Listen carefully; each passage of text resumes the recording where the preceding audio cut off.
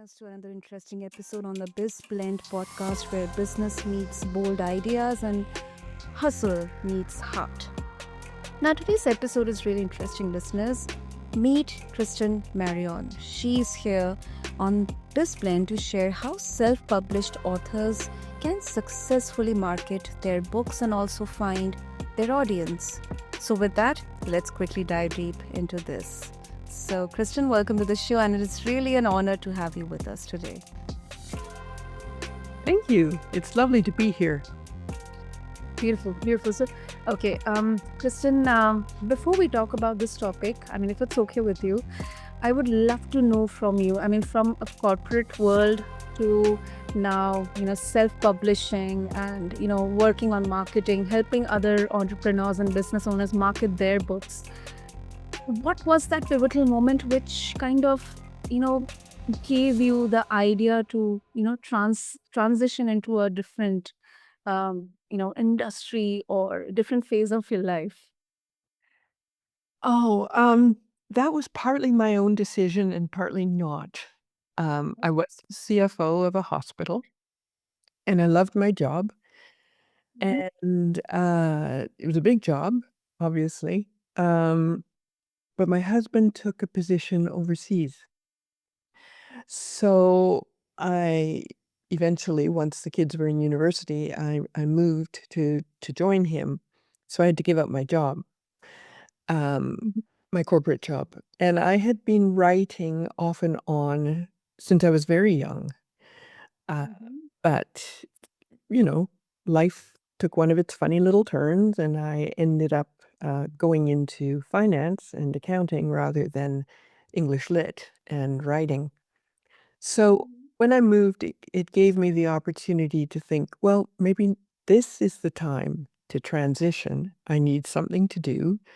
And this would be a really good use of my time." So that's how it started. And so I wrote my first novel, uh, Ah. which was very bad, and it's still languishing in my computer. But as I kept writing, I kept getting better. And then in 2017, I had an opportunity to buy a small publishing company. We had moved back to Canada by then. So I thought, oh, this would encompass my business experience and my love of books. So I bought into this small publishing company. We publish kids' books, but publishing books is publishing books. It's the same no matter whether it's fiction, nonfiction, or whatever. So I learned a great deal about brand management and developing brands for different authors and producing and marketing their books. I was still doing that, although I'm in the latter stages of that. I don't think I want to keep doing it for too much longer Mhm. because now I want to publish my own books, and I feel I've learned enough that I can publish my own books, which are adult books, fiction. And Uh-huh. The Chic Crone is the first one, and it was just released in March. So I've learned a lot about the difference between marketing books for other people and marketing books for yourself. And there are differences. Um, Mhm. and I've made mistakes. And so hopefully through our discussion, maybe I can help other people avoid some of those mistakes, especially the expensive ones. Mm. Wow. I know some of the best parts of what you said just right now that struck a chord with me is number one, Kristen, your first novel, you said it was bad. We have this fear of fear before when we start something. Whether it's doing a podcast or uh, building a product or drawing something, singing something, dancing, any field, that I'm going to do bad. I'm not good at this. But it's okay. Your first podcast episode, my first podcast episode was bad. I fumbled. In fact, the guest, actually taught me a few things that you should do this, you should do that. And instead of feeling a bit egoistic or bad or judging myself, I took them with me. That okay, thank you so much for giving me that feedback because you know right now there are not many people who will give you constructive feedback. So it was really such a great opportunity to take those feedbacks with me. And secondly, I absolutely admire that, the mistakes that you did or whatever you learned, now you are helping others to avoid them. Because yes, I completely agree, it can be really expensive. So thank you so much for sharing this, Kristen. This was really great. Oh, you're welcome. Well, I believe in the expression "fail forward." Mm. So, um, you go into anything new, whether it's building a business or writing a book, you're going to get better. You don't start out the best at anything. I In any area, you have to keep working at it, developing, and finding a mentor or finding people who will give you constructive feedback, I think is critical for developing any kind of product, or a business. So I've been lucky. It sounds like you've been lucky that way, in finding helpful people. And as soon as you're open to them, they show up. Yeah, Uh, that is the condition there. As soon as you're open to, that is the condition in there. and I think it's also important to remember that it's always just somebody's opinion. A book review is somebody's opinion. It Hmm. doesn't have any reflection on you as a human being. Yeah. So I think, especially for creatives, it's really easy to conflate who you are with what you produce. So I think separating the two um, is really important. So, so beautiful. Okay, so Kristen, let's get to the basics. So please tell us, you know, some of the biggest mistakes that self-published authors generally, I mean, you have observed or you have, gone through them making. The first I would say is you don't need all the bells and whistles that people are going to be more than happy to sell you.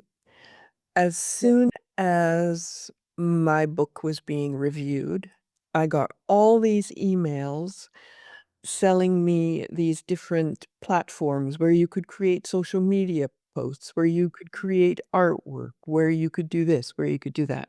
And they all have an annual fee. So that's one thing you don't need in the beginning for sure. The other thing is there will be a lot of book marketing, quote, specialists, unquote, who will promise you that they will get you X number of reviews. They will do X number of social media posts. They will do this, that, and the other thing for you. You don't need that. You don't need a fancy website. What you need to start is something that represents the type of writing that you're doing, whether it's fiction or nonfiction, and write a blog, a weekly blog. The reason a blog is important, oh, I have 5 things. So why don't I tell you the 5 things I have and why I've chosen them and why they're in the order that they're in. Mhm. So the first is a blog, second is a book cover, the third is a newsletter, the fourth is podcasts, and the fifth at the bottom of the list is social media. So The first 4 are really important because they're shareable, they're evergreen. Social media posts come and go in a remarkably short period of time. I think something like 20 hours and they're Mhm. but a podcast link or a blog link, I have people searching for blogs I've written 2 years ago. So they last and you own them. Social media algorithms can change any time, so you have no idea if somebody's seeing your post or not. So a blog would be top of my list because it helps you build community. Right. And for any author, having your own people is really important because then they become your followers and they buy your subsequent books. One thing I will say from the outset, this is not as true for nonfiction as it is for fiction, but your first book is rarely enough, and it's rare that you will make significant money on your first book. It's your second, third, fourth book where you start building your momentum. Even J.K. Rowling didn't start hitting big numbers until she'd published the third book of the Harry Potter series. So it takes time to build that momentum. So writing a weekly blog, and it doesn't have to be a lot, but about your topic or about your writing process or things you've learned about the industry or tips or even a mistake that you've made can be really helpful. The book, and it also starts building your brand.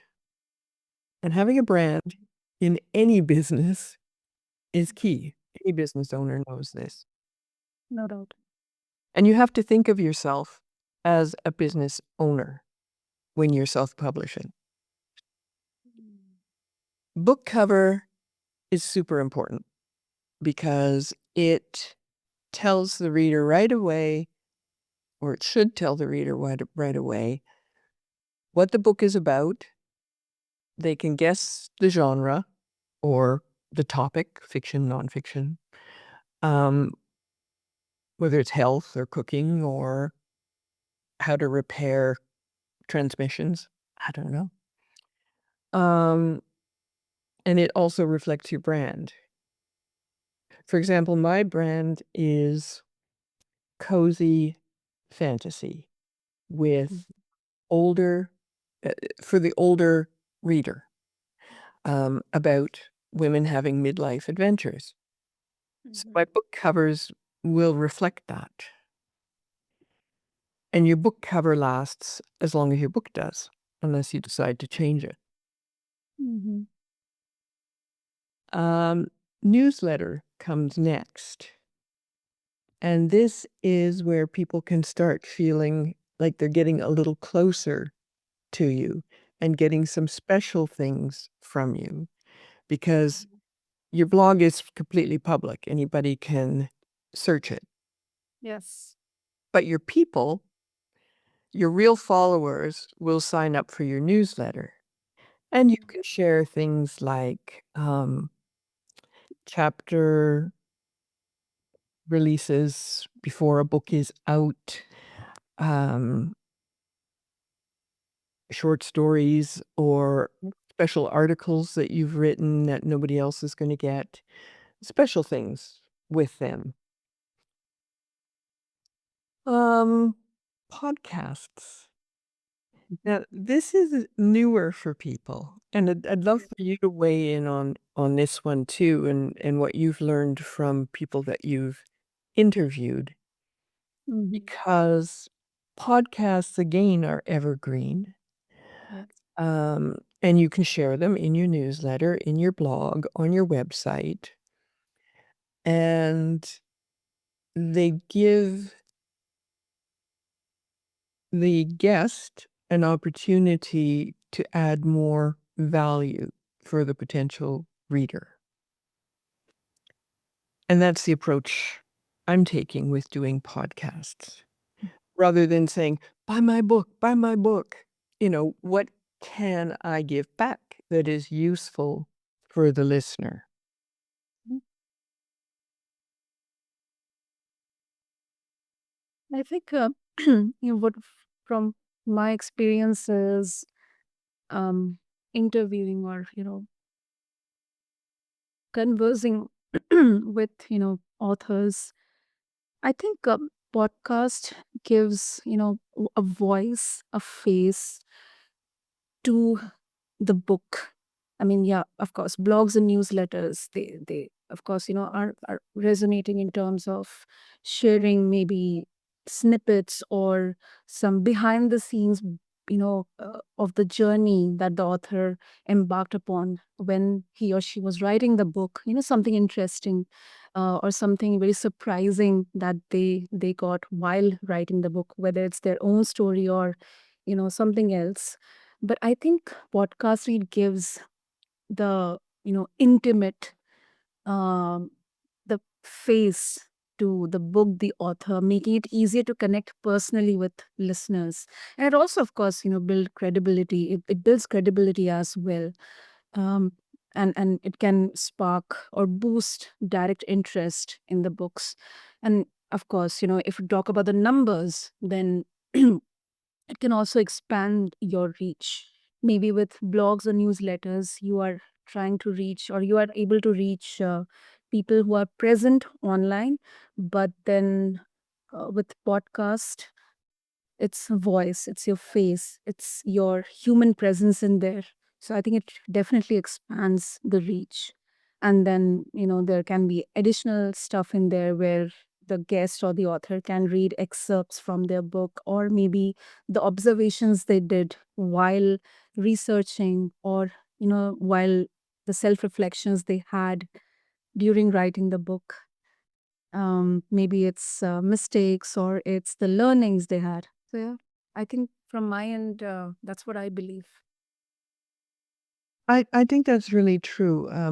It certainly gives social credibility for sure. Yeah. And it does give you a more intimate view of the author. I think you do. I've listened to lots of podcast interviews with authors, and I always feel like I knew the person a little better than I ever got from text. Um, it's text is static. There's no dialogue. Dialogue, correct. Yeah. Whereas with podcast, um, there's an opportunity to go a little deeper, to ask more questions, to follow up on a point, which I think is really important because some surprising things can, come out of those discussions for Mhm. both the host and the guest and the listener. Uh, Exactly. it's not as structured as a text document. Exactly. And Kristen, I don't know. I mean, it may not be true. I'm, not, it's not kind of, I'm judging. But do you think, we see that every book is a best-selling one, every book is on the top or something like that. That's what I see. And then there are many, these agencies, they reach out telling that, we will get you the best selling and everything to boost SEO and everything on, platforms like Amazon or Audible or Kindle or uh, other platforms. Do you think that's a sensible step to take for any first time self-publishing author or any entrepreneur who wants to get into this? No, I don't. Um, SEO has become a real glamour buzzword, and Mm. it's pretty tricky stuff to manage. And as an author, you don't want to be spending all your time doing that. You want to be spending your time writing your content. In terms of bestseller status, many, many, many, many books can, for a day, be a bestseller in their category on Amazon. And there's a way to figure out how many books you need to sell on a particular day in that category to hit number 1 in that category. So, yes, lots of people have had bestsellers, but it's been for a day on Amazon. So, I think there's a lot of misleading information about that. And as I said, for most people's first book, initially, in the first year, does not make a lot of money. And I'm talking possibly a couple of $1,000s. So, you don't wanna be engaging these services or these programs that promise to boost you, um, in the algorithms. A really good free way, not the car thing, the no cost way, um, and it's not used by many self-published authors on Amazon, is they have something called A+ pages.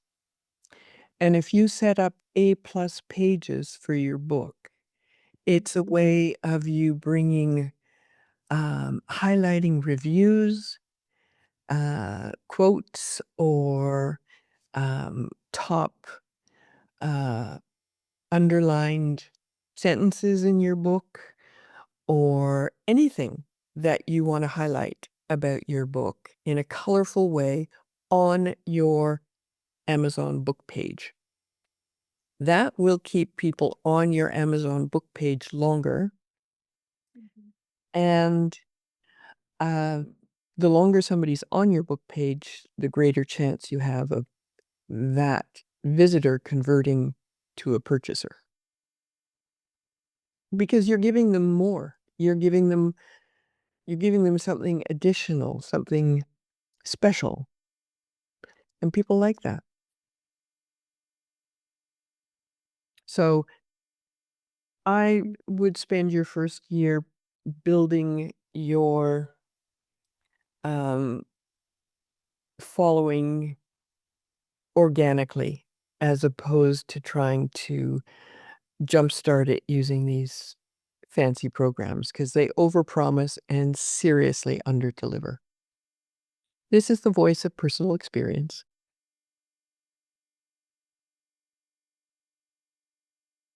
And it's really interesting. Like SEO has been over SEO'd. It has Oversight.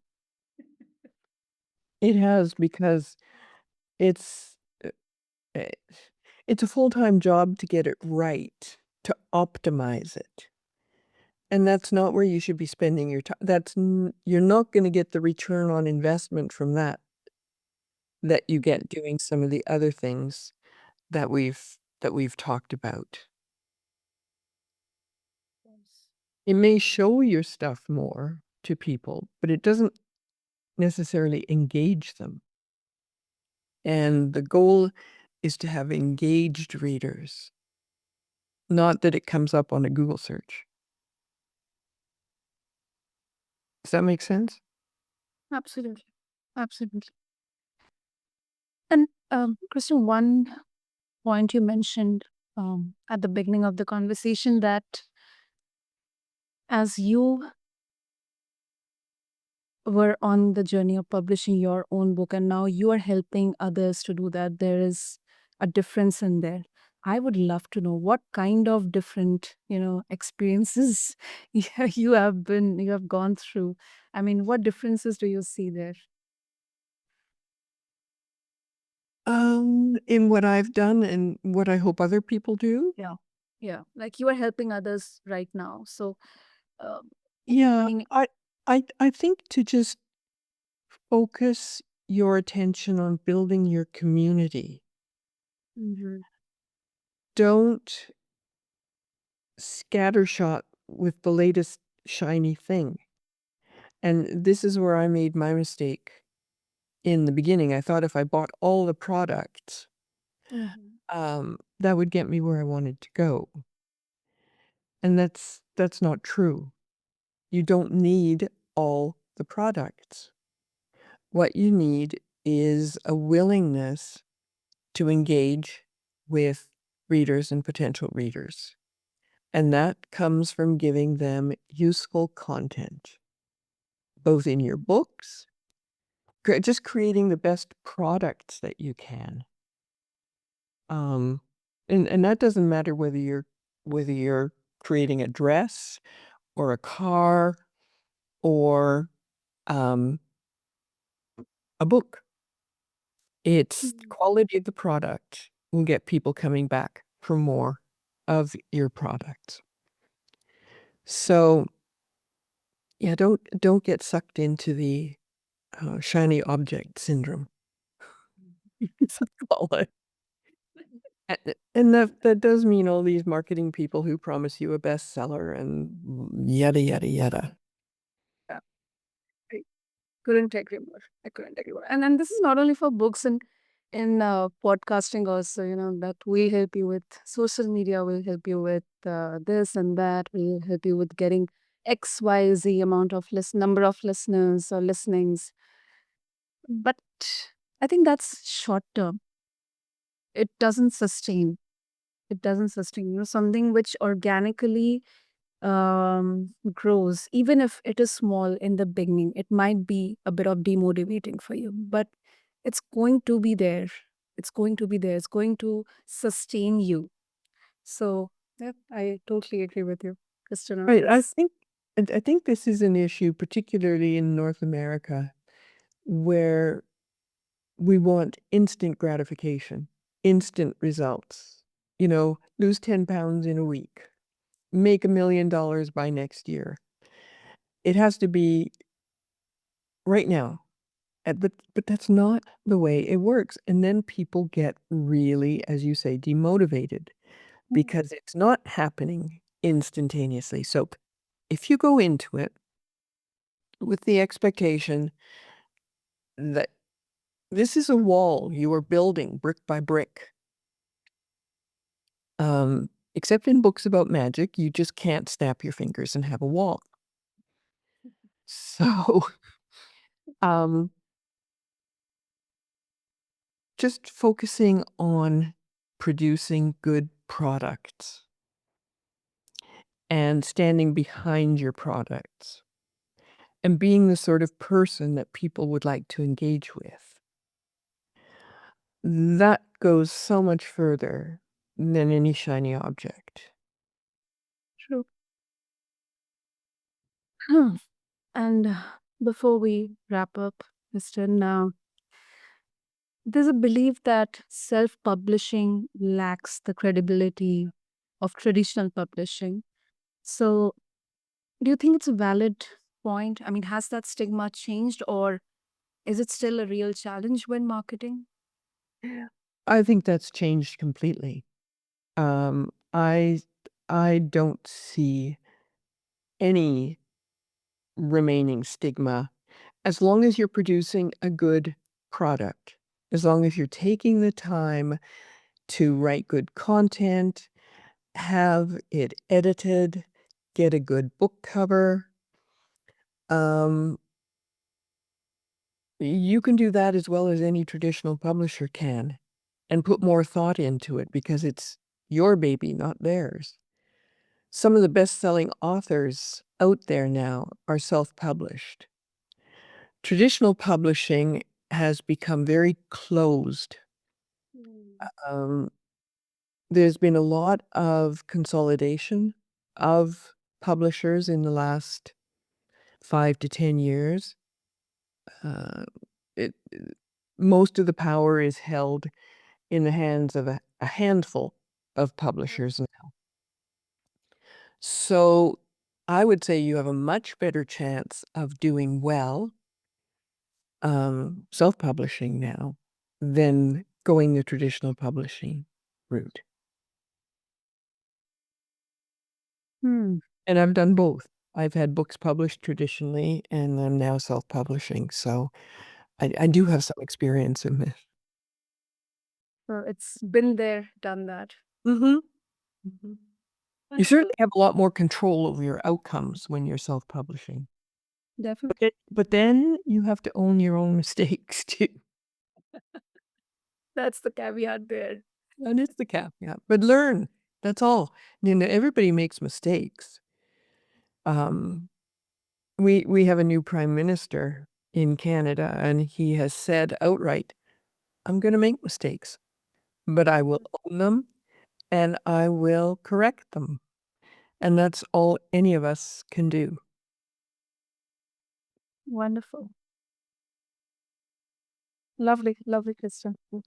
That was really, really such a perfect conclusion to this conversation. And before we wrap up, if our listeners, especially the ones who are now deciding or embarking on the journey of writing a book, sharing their gift with others, and planning to go themselves into this, what's the best way to do that if they wish to connect with you?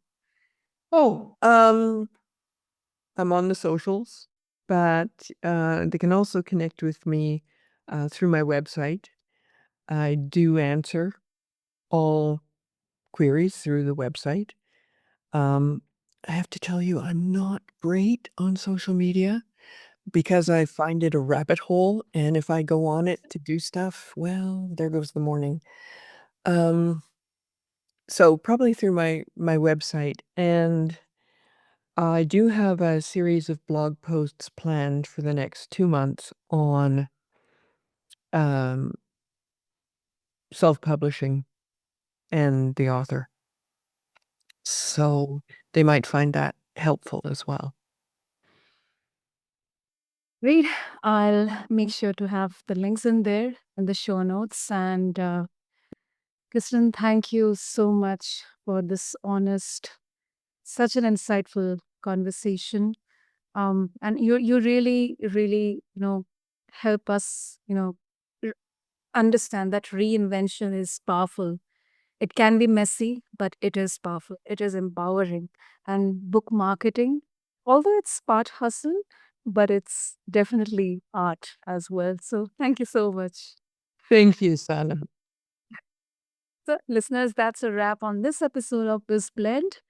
In the end, I would just like to mention that don't just write the story, learn how to share it. And I'll have all the resources mentioned provided by Kristen to connect with her in the show notes along with this episode on your favorite podcast platform. So until next time, stay bold, blend smart, and stay tuned for more such conversations on BizBlend. Thank you.